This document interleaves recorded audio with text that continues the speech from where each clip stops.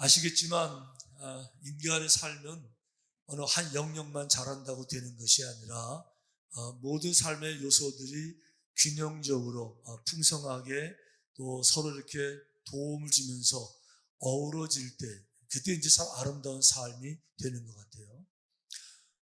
그런데 인간의 삶에서 정말 중요한 요소 하나가 있다 그러면 여러 가지 있겠지만 오늘 주제가 되는 것은 바로 인내, 참고 기다리는 능력을 말하는 건데 인내는 정말 너무 중요한 인격적 요소가 돼요. 삶에서 꼭 필요한 의미가 되는데 안타까운 것은 점점 인내 능력이 소멸되는 시대를 사는 것 같아서 너무 아쉬워요. 왜 그런가 하면 과학이 발달되면서 초스피드 뭐든지 그저 빨리빨리 인터넷도 빨리 셀폰도 빨리 음식도 인스턴트 빨리빨리 이러다 보니까 참고 기다리는 미덕을 강조하고 배울 만한 기회가 많이 없고 나도 모르게 빨리 살아가는데 익숙해져서 그 인내가 가지고 있는 요소들을 놓치는 경향이 있는 것 같아요. 하지만 성경에는요 이 인내의 중요성에 대해서 여러 가지로 말씀을 하시는데 오늘 이런 말씀을 들어보세요. 인내를 온전히 이루라. 자, 각자에게 인내의 삶을 온전히 이루도록 말씀하시는데 이는 너희로 온전하고 구비하여 조금도 부족함이 없게 하려 함이라. 자, 근데 이 말씀을 읽다 보니까 다른 말은 다 이해가 되는데 이 구비하다는 말하고 인내하고 연관성이 인내하고 구비가 무슨 상관이 있지? 이런 생각이 들어요. 그런데 구비라는 말을 이해하고 나니까 이게 이런 뜻이구나. 자, 구비가 뭘 말하는 거면요, 구입. 내가 이렇게 장비를 구입하는 거죠. 내가 돈을 주고 물건을 사서 내가 준비하고 있는 거예요. 예를 들면 의사분들이 그 병원을 개업하기 전에 의료기기를 먼저 구입해야 되잖아요. 준비를 먼저 해야죠. 군인이 전쟁터에 나가기 전에 무기를 먼저 구입을 해야 되는 거죠. 이렇게 그 무기, 장비, 웨폰, 도구 이런 것들을 구비하듯이 인내가 인생의 도구가 된다는 거예요. 그러니까 그 인내가 얼마나 중요하냐? 인내는요, 인생을 살아가는데 꼭 없어서는 안 될 도구라고 하는 건데 이 도구 없이 인생을 살려고 하니까 인생이 힘들고 어려운 거예요. 예를 들면 사냥꾼이 사냥을 하려면요, 사냥의 도구 정도는 준비를 해야죠. 하다못해 활을 준비하든지 총을 준비하든지. 그런데 도구를 준비하지 않고 사냥을 나가요? 어떻게 사냥을 할 수 있습니까? 자, 전쟁을 나가는 군인이 총을 들고 나가지 않고 어떻게 이길 수가 있어요? 인생을 살아가면서 인내라는 도구를 내가 몸에 장착하지 아니하고 어떻게 인생을 살아갈 수가 있냐고. 자, 아주 중요한 얘기 또 한 가지. 인내가 왜 중요한가 하면요, 인내는 성숙과 미성숙을 가르는 잣대가 되기 때문에 인내가 너무너무 중요한 거예요. 이게 중요한 거는 이 참고 견디고 인내하는 이런 것들이 성숙한 모습으로서 모든 영역에 다 나타나야 되는데 중요한 건 신앙생활도 똑같다는 거예요. 왜 그런가 하면 우리의 신앙생활은 내가 나를 믿는 것이 아니라 하나님을 믿는 거잖아요. 더 중요한 거 하나님의 말씀인 성경 말씀을 믿는 거잖아요. 그래가지고 성경 말씀을 믿고 그 말씀 안에서 정말 주님 바라보며 살다 보니까 그러면서 그 말씀이 내게 이루어지기를 기대하고 나가는데 가끔은요, 현실적으로 되어지는 거 보게 되면 이 말씀이 내게 해당이 안 되는 것 같아요. 내가 말씀을 지키는 게 별로 의미가 없는 것 같아요. 교회 나와서 이렇게 거룩한 주의를 내가 날마다 지키고 믿음 생활을 하는 게 나한테 별로 도움도 안 되는 것 같고 이런 느낌이 들 때가 온단 말이에요. 그러면 이런 상황이 되면요, 그 상황, 그때 바로 참을 때고 그때가 견딜 때고 그때가 기도할 때고 그때가 주님 바라볼 때인데 많은 사람들은 그렇게 하지 못하고 푹 던져서 불평하고 이제 원망하고, 그리고 말씀보다도 세상의 방법을 따라 나가고, 이런 경향이 있을 수 있어요. 오늘 본문의 주인공 아브라함이 그러고 있어요. 하나님께서 아브라함을 갈대아 우르에서 불러내실 때 약속하셨잖아요. 내가 내게 자손을 주는데 하늘의 별만큼 수많은 자손을 내가 내게 줄 거야. 이 약속을 아브라함은 분명히 믿었죠. 아멘 했습니다. 그리고 따라 나왔어요. 따라 나와서 시간이 지나면서 점점 몸은 늙어가는데, 자, 생리학적으로 신체 구조가 이제 아기를 낳을 수 없는 상황이 됐음에도 불구하고 아들이 없는 거예요. 그러니까 아니, 하나님 아들 주신다고 말씀하신 때는 언제고 지금 왜 안 주시는 거죠? 또 내가 내 몸을 보니까 이제는 뭐 아기 낳기 글렀는데 이런 생각이 드니까요, 막 이렇게 막 짜증도 나고 불평하기 시작하는데, 오늘 아브라함이 이런 얘기 하는 거였죠. 2절에 보니까 이렇게 말했어요. 아브라함이 이르되 주 여호와여 무엇을 내게 주시려 하나이까? 막 따지는 거예요. 하나님 나한테 뭘 주실 건데요? 뭘 줄 건데요? 그러면서 나는 자식이 없사오니 나의 상속자는 이 다메섹 사람 엘리에셀이라. 자식 준다고 말했는데 안 주셨잖아요. 뭘 자식을 줘요? 안 주셨으니까 할 수 없네요. 나는 그저 자식은 아니지만 우리 집에 하인 중에 어릴 때부터 내가 기른 엘리에셀, 내가 저 하인 양자로 삼아서 저 아들, 저 아이 내가 이제 그냥 아들 해야 되겠네요. 이러면서 이거를 의논하는 게 아니고요, 본인이 결정해서 이렇게 해야 되겠다고 따지고 막 들고 이렇게 하고 있는 거예요, 지금요. 이 모습을 보니까 아브라함 모습 같지 않아요. 그동안 아브라함은 정말 철저하게 순종의 사람이었고 믿음의 사람이었잖아요. 그런데 내가 이렇게 순종하고 믿으면 하나님이 내게 약속하신 놀라운 축복을 주실 거야 하고 봤는데 아직 안 주셨는데 현실적으로 끝난 것 같으면 내가 늙었잖아요.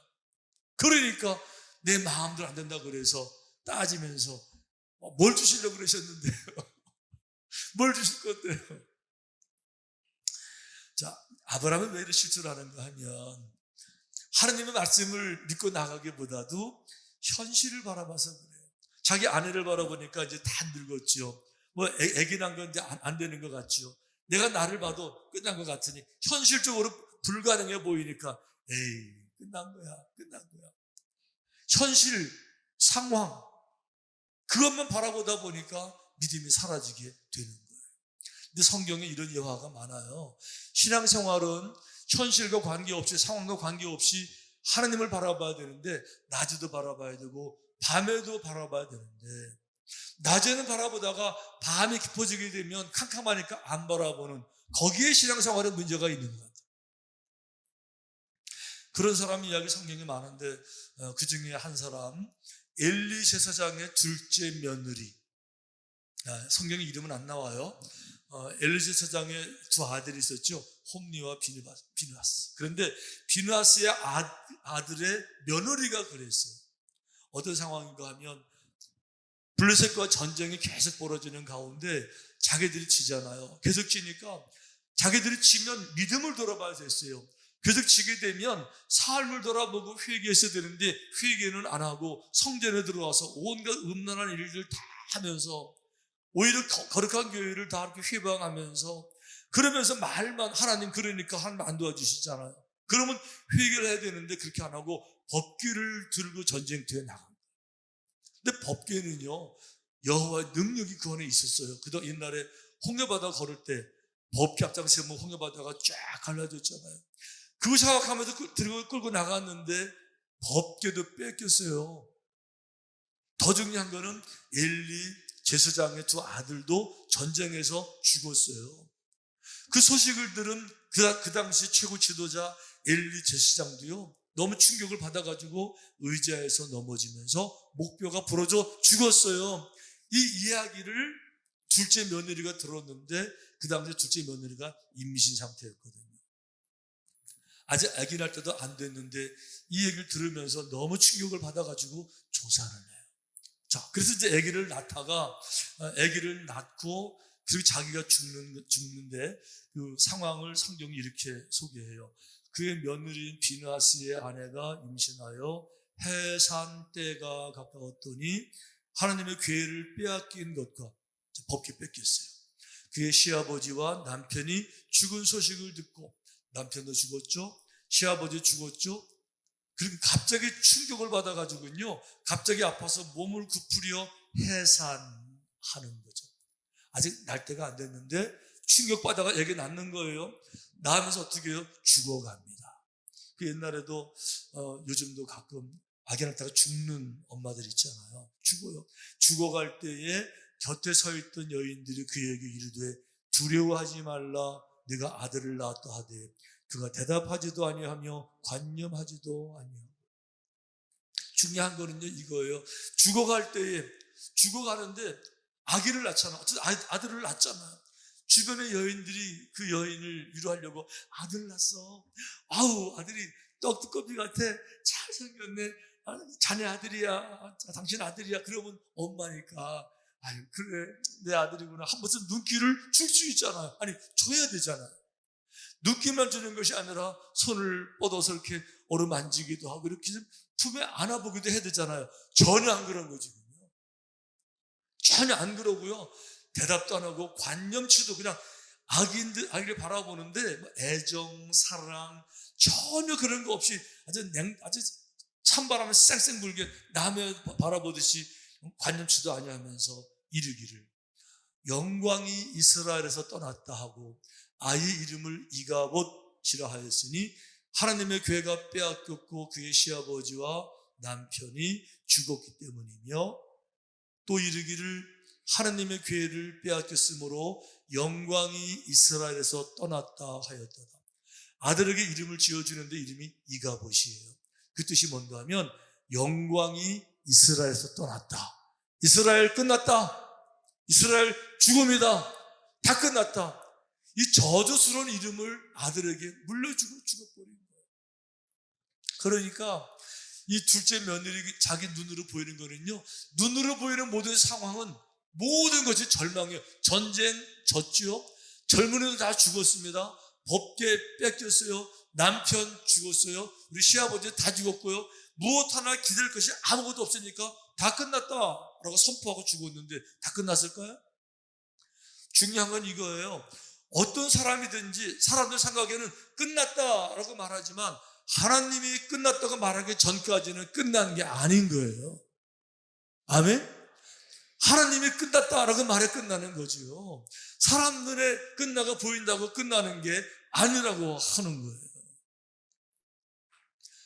그러면 하나님의 대안은 무엇일까 하고 보니까 성경에 이런 말이 나와요. 여호와께서 한나를 돌보시사, 한나 누구예요? 기도의 어머니였었어요. 한나를 돌보시사 그로 하여금 임신하여 세 아들과 두 딸을 낳게 하셨고 아이 사무엘은 여호와 앞에서 자라니라. 한번 따라하십시다. 아이 사무엘은 여호와 앞에서 자라니라. 이게 무슨 뜻이죠? 무슨 의미가 있나요? 자, 보통 사람들 눈에는 이게 무슨 말인지 몰라요. 워낙 평범하니까 애 하나 잘하네 이 정도인데요. 아니요.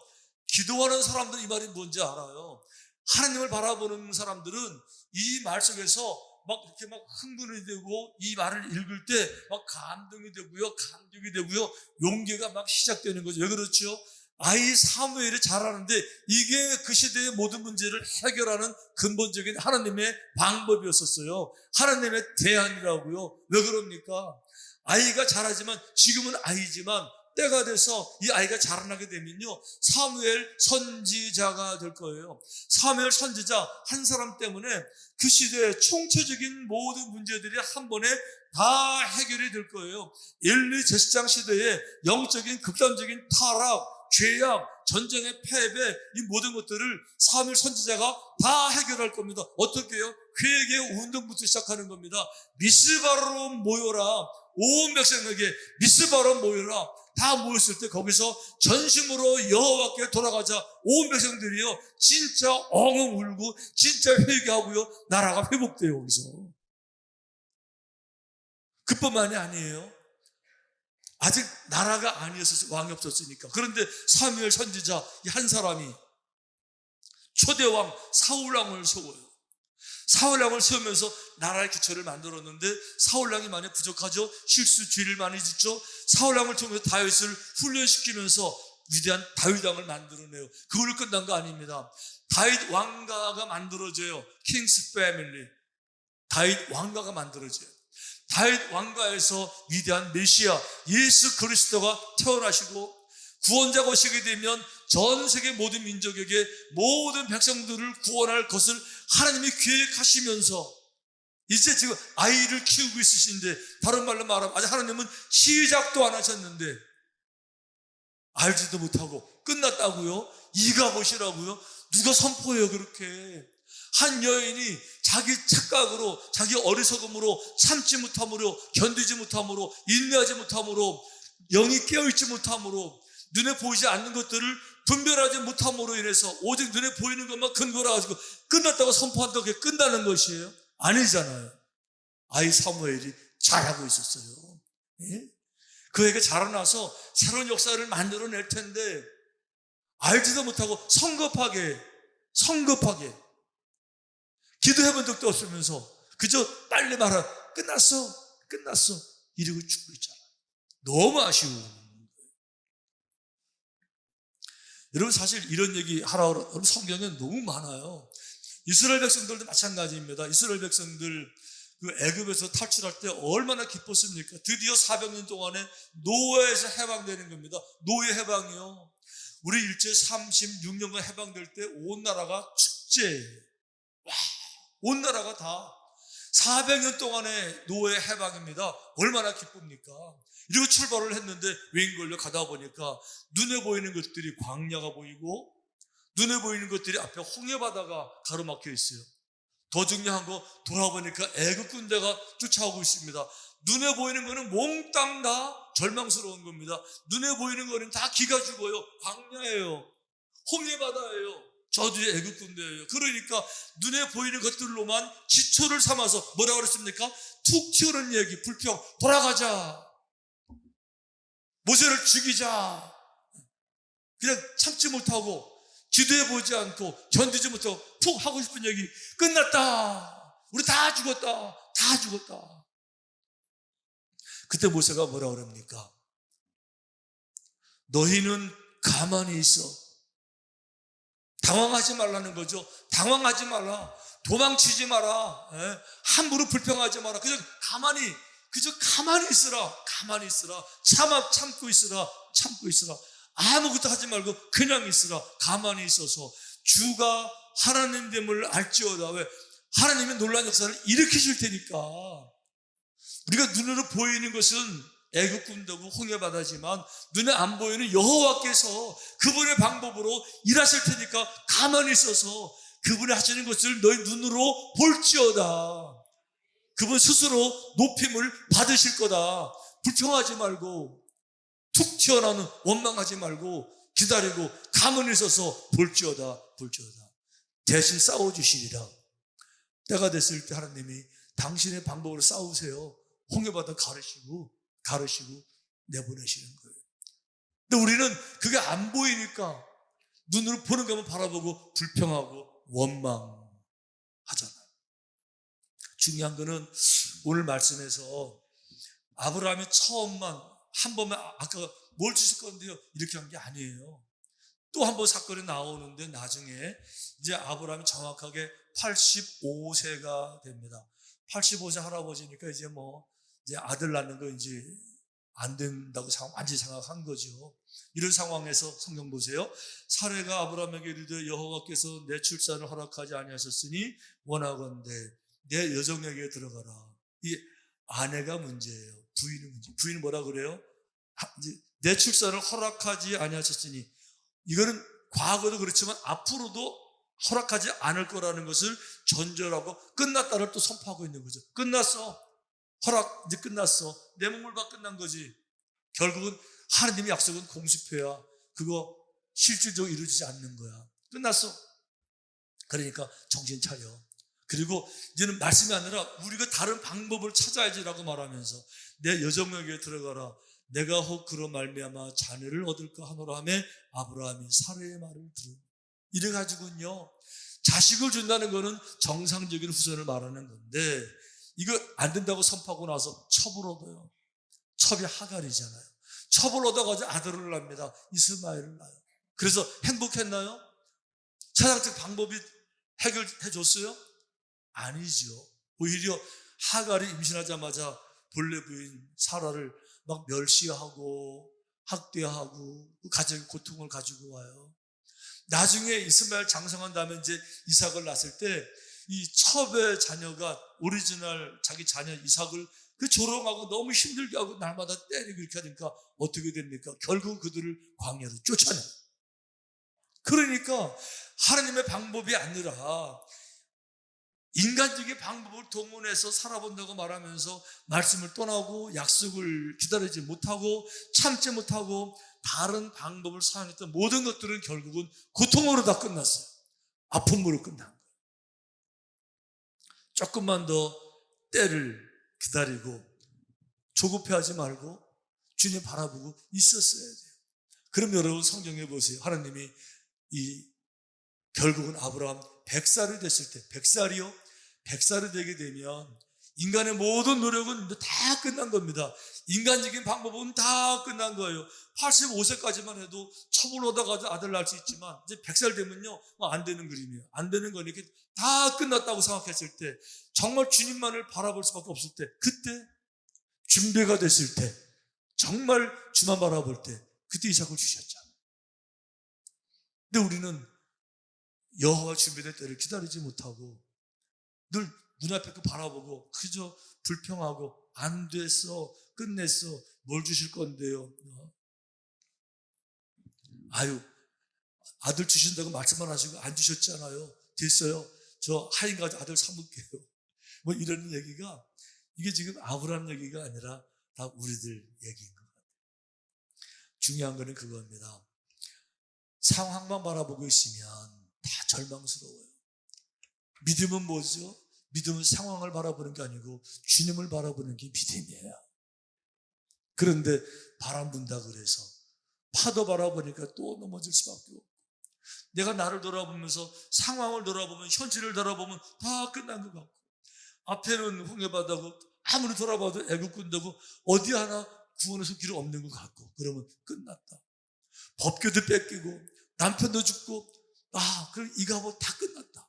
여러분 우리 눈에 보이는 것이 힘들다 그래서 끝난 것이 아니고 내가 끝났다고 선포한다 그래서 끝나는 게 아니라 믿음의 눈으로 바라보면요 모든 상황 가운데 항상 길이 있었고 주의 도우심이 있었고 주님의 때가 있으셨어요. 그래서 주님의 때에 기다리는 것 그게 바로 인내하는 겁니다. 참는 능력이에요. 그게 견뎌내는 능력이에요. 모든 능력이 다 필요해요. 분노도 참으셔야 돼요. 말 한번 하고 싶은 거 그거 못 참아서 당하는 아픔들이 얼마나 많아요. 그것도 참아내야 돼요. 일상생활도 다 참으셔야 돼요. 그런데 신앙생활 정말 성급하지 말고 분노하지 말고 내 뜻을 고집하지 말고 주님의 때를 기다리고 겸손하고 주님 바라보고 아멘.